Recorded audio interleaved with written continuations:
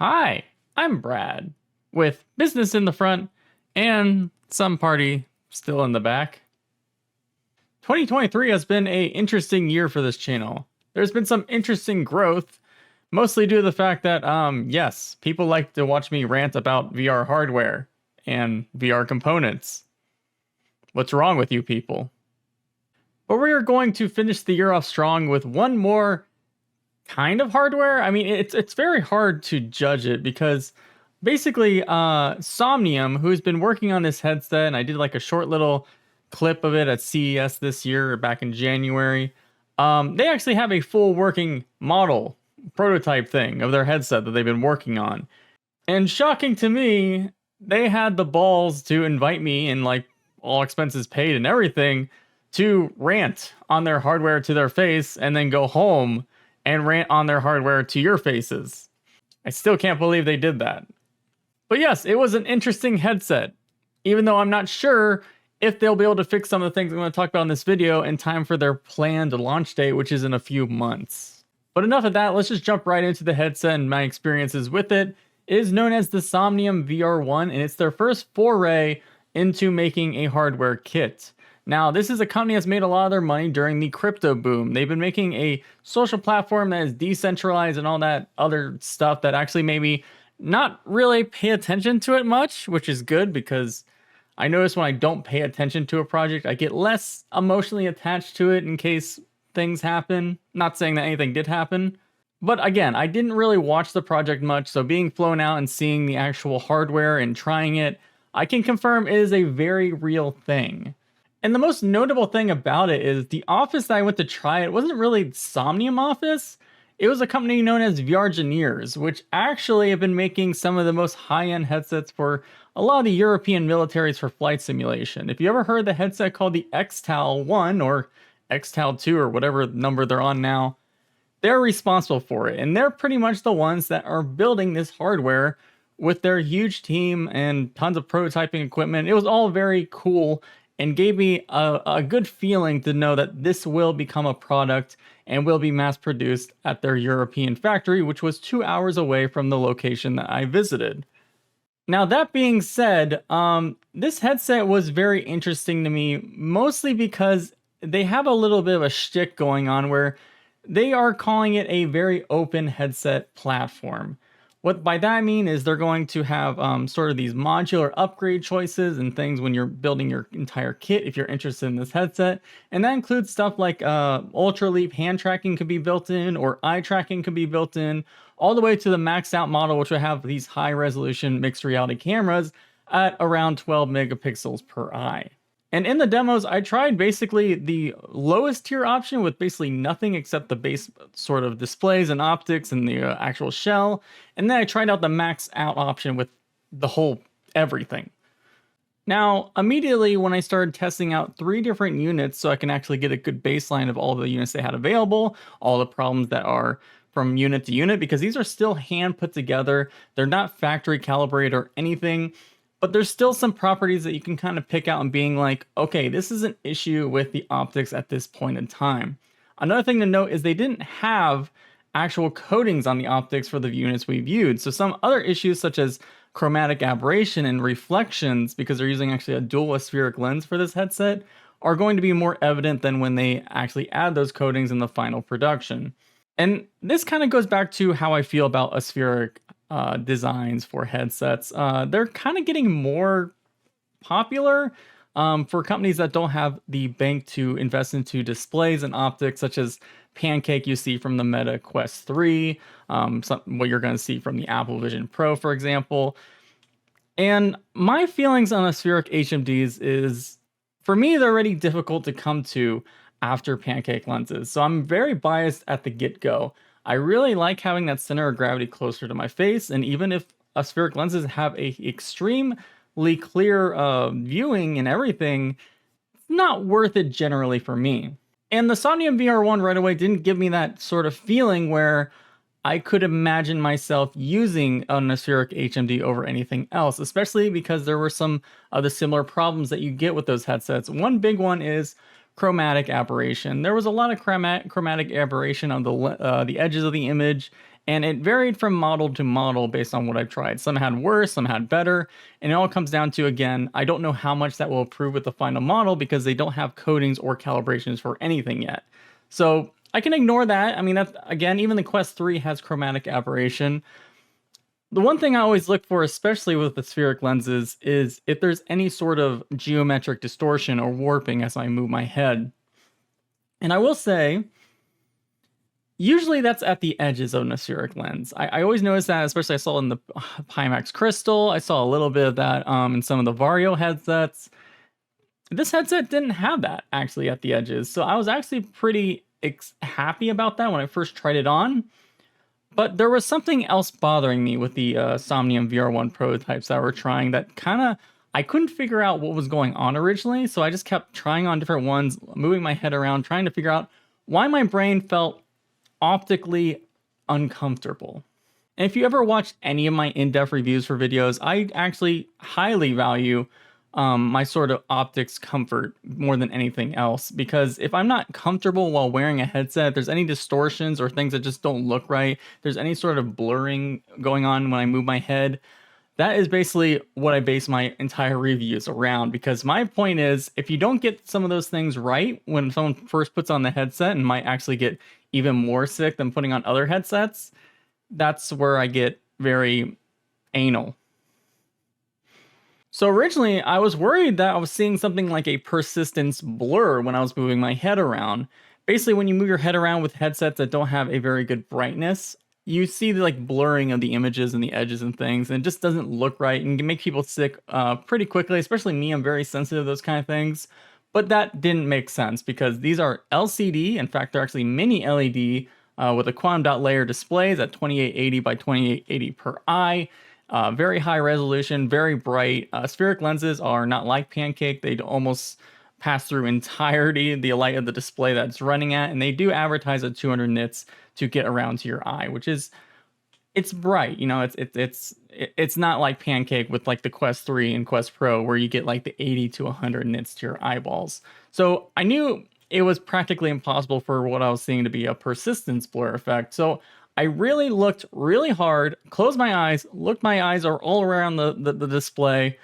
And then I noticed this weird line in one of my eyeballs. It was like a line where if I moved my eyeballs toward it, things would look out of focus. Not only that, things outside of this line, like kind of the edges of this line, were also geometrically distorting. So things which would normally distort at the edges weren't actually distorting at the edges. They were distorting along this line. And I noticed, I talked to some other people who tried the device, and for them, they could never actually feel like they were getting in focus for the HMD. And I think this line explained why, because if you look at a certain object at a distance in VR, your eyes are going to kind of point toward where the line actually is. And you'll always feel like if you're looking at something like a text at mid-range or things up close, you're always going to feel like something is blurry. And if you move your head around, your eyeballs are always kind of behind where your head is. It's like doing this sort of counter rotation thing that you don't realize it's happening, but it is. And again, these lines, which are on both sides of the lenses, were also contributing to that blur I was seeing, because my eyeballs would be trying to look at the very center of the lens when I'm moving my head, but because my eyeballs were slightly behind, they were actually matching with that blurry zone. So basically from the get-go, I gave pretty much the harshest kind of opinion of the headset because I was so fixated on this one problem, because this one problem made me feel uncomfortable.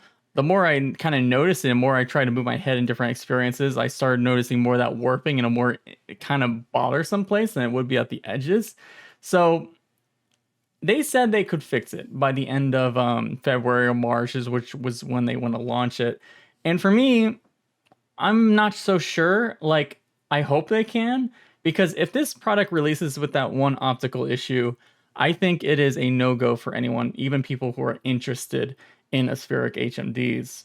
Now, if they do fix it, let's just talk about some of the other sort of things going on with the headset other than that. So there was something else that was kind of going off kind of weird, as Tyrell Woods, another VR YouTuber channel, noticed, is the distortion. There was like a sort of pincushion or barrel distortion going on. I feel I didn't really put too much emphasis on that because that was something I think could have been done with software tweaks way better than what we have today. But something that he said that was kind of interesting is he has had a lot of time where with the Xtal headsets that VR Engineers works on. And he said for him, they actually sent him 2 different units because he kept noticing that extreme software distortion or that barrel distortion, and they never actually fixed it, so he never could do a video properly judging it. And the fact that the Somnium VR1 headset's being built by the same people that is building the Xtal that gave him those issues, yeah, I can see why it's kind of scary that some of the problems that people don't notice when they're working on hardware on the day-to-day basis might make it into some of the new hardware that Somnium is trying to push and sell to people. But again, I don't put too much emphasis on that problem because I do think that could be heavily easily fixed with software as long as you get the right people on it. So no big deal. Edge-to-edge clarity, again, ignoring that line problem, is very good. It's very clear from a very far edge, except when you get to, like, I would say the lower right and lower left of each eye, you do get some of that extreme sort of blurring effects, but it's very far off. It's not too distracting in my opinion, and the most of the image is very clear and a very high resolution. This is where I think people get very, what's the word?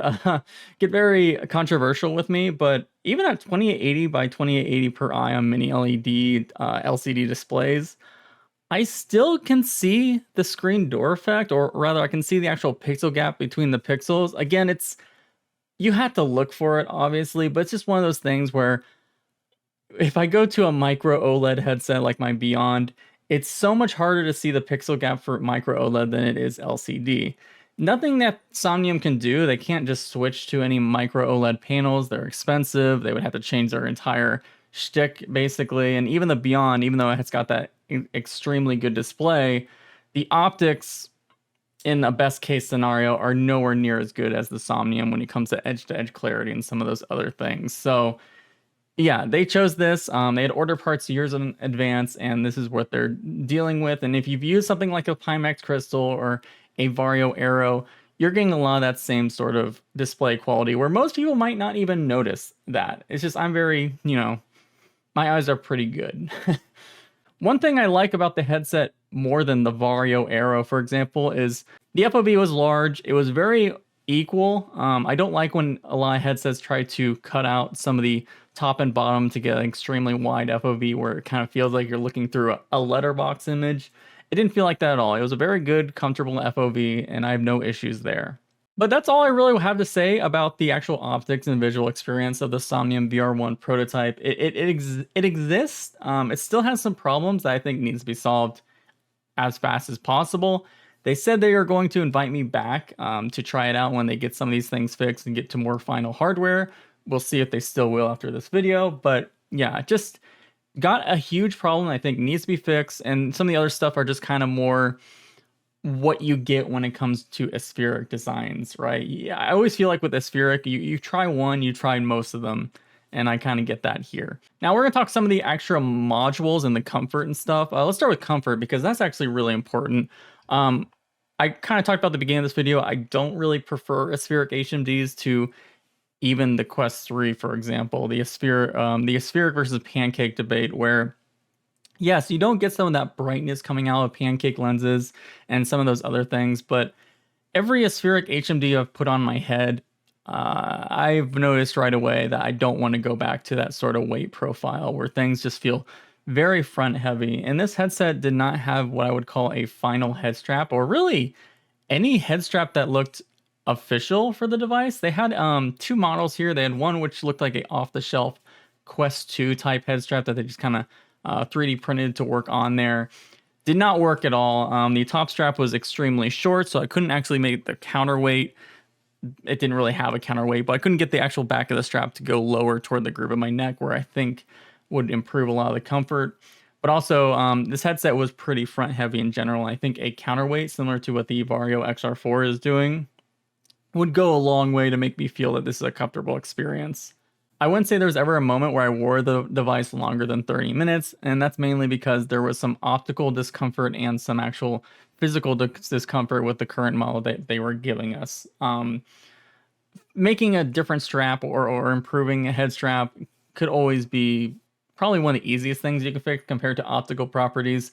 But again, it's just one more thing that I don't think they've figured out yet that makes me not very confident that they can fix every single issue by the time that they want to launch this device in a few months. Interestingly enough, the thing that like was most interesting to me about the actual design of the HMD and the hardware that I liked the most, and this is like one of those things where it's like, Brad, you're just kind of crazy. Like, what's wrong with you? Why is this your favorite thing? And I'm aware of that. But there was 4 programmable buttons on the top of the HMD. One of them brought up the pass-through on the mixed reality version. One of them popped up a virtual monitor on top of that pass-through at any time or in your VR view. And they told me that users could do whatever they want with those programmable buttons. And it was actually really freaking cool to have input on your head. And I know it's not like the most, it's kind of weird to move your hand up on your head to activate things, but considering of all the stuff I usually do in VR, which is very input heavy, I usually have to scroll through a lot of radial menus or stuff. I see value in adding more inputs to your head because you already have the hardware up there, right? You can't get rid of the fact that you have something on your head. So having a whole set of input up there was actually kind of neat. Something I never really seen before in that kind of way. So I think that should be fleshed out a little more with other HMDs. Even we'll see how that goes, but I like that part actually. Now I want to talk about some of the actual modules that they are trying to sell alongside or sell with. They're basically going to sell different tiers. You can buy the highest tier, the lowest tier, and they'll ship you whichever tier. And there will be some things that you can actually add on yourself if you are brave enough, as they say. They partnered with Prusa, who is a very good 3D printing company. In fact, they said that the Prusa office was literally 5 minutes from the actual office they're building this headset. I have a Prusa printer in the background. I've always loved Prusa products.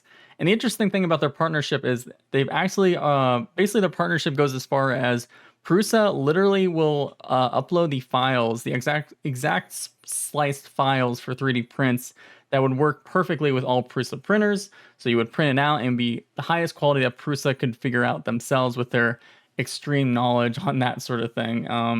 Not everything will be 3D printable, but a lot of those parts were.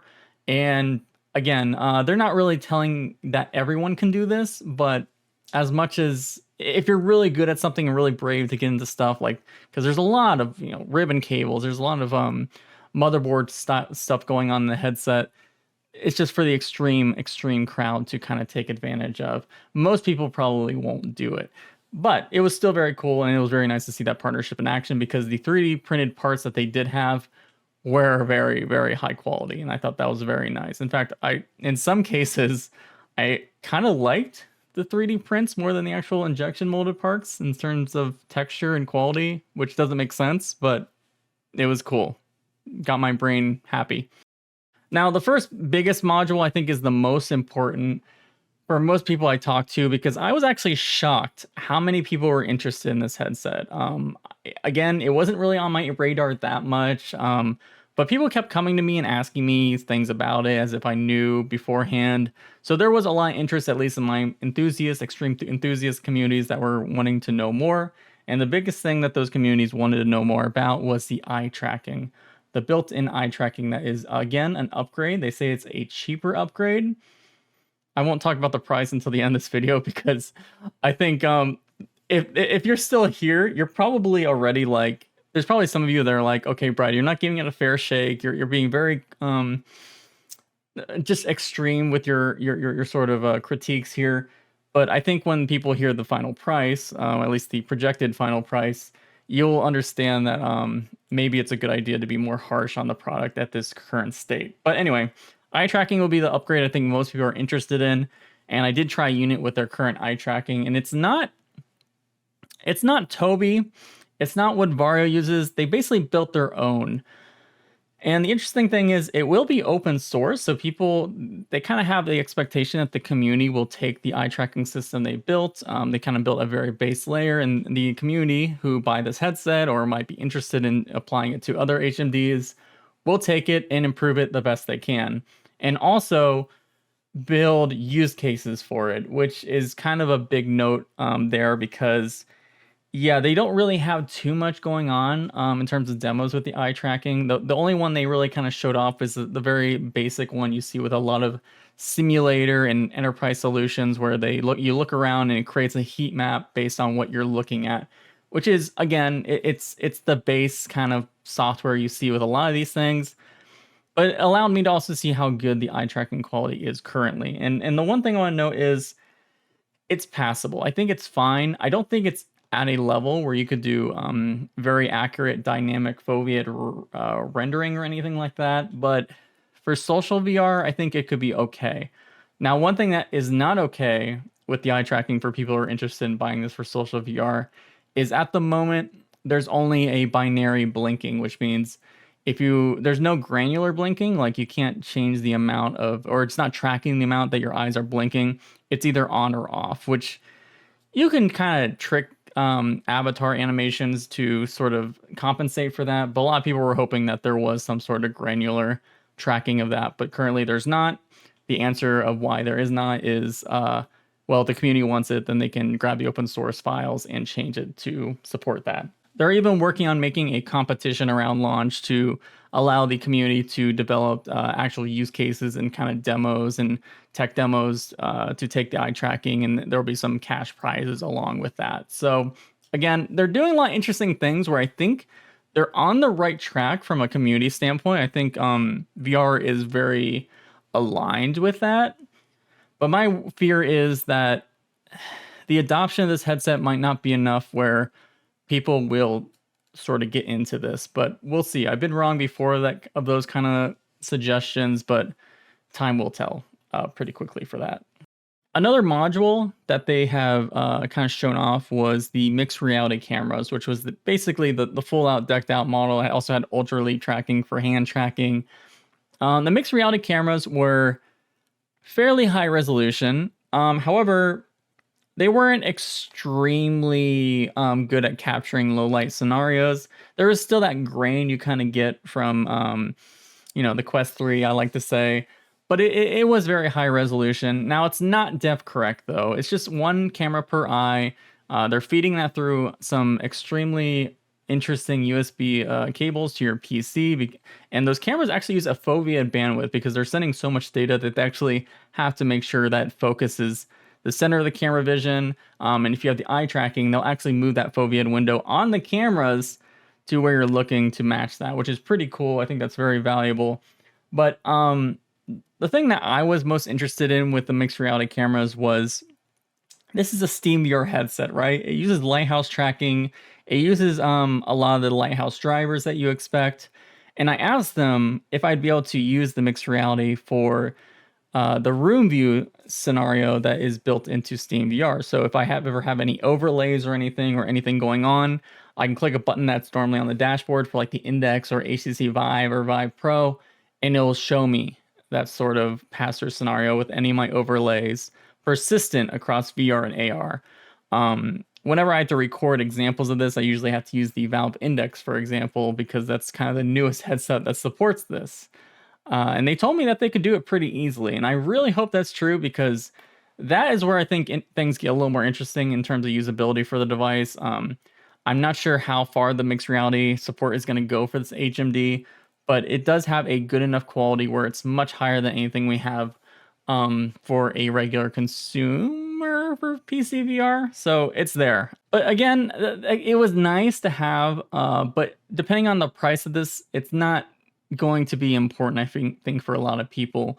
They say it was 12 megapixels, but I specifically asked them the sensor size of the cameras because sensor size is kind of important when you talk about mixed reality. Like the Quest 3 sensor size is around 1 by 2.3 inches, which is a very small size.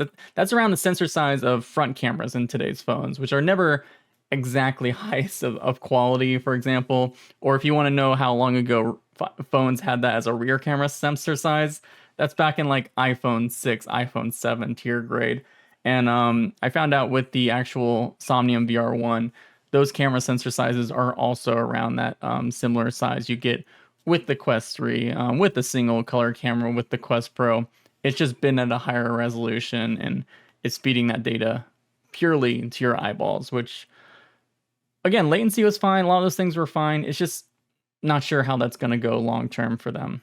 One thing they are very proud of, and I'm always glad to find when companies are proud of, is their microphone quality. They advertise it as Valve Index grade, and while I didn't record my own test, I heard some of the tests that they were actually recording live for the actual mics. They have a dual mic solution in their headset, and yeah, it's very similar to Beyond or Index quality microphones, which is very important. I think if you're ever building a headset, you should have good microphones. Like, headsets are incredibly useful for social VR purposes or anything social in general. So, and especially if you want people to do marketing for your headset, I can tell you how many people I've talked to, YouTubers who just will not use a certain headset because they're just sick of plugging in an external mic or not using one. So it's very important that they have that nailed down.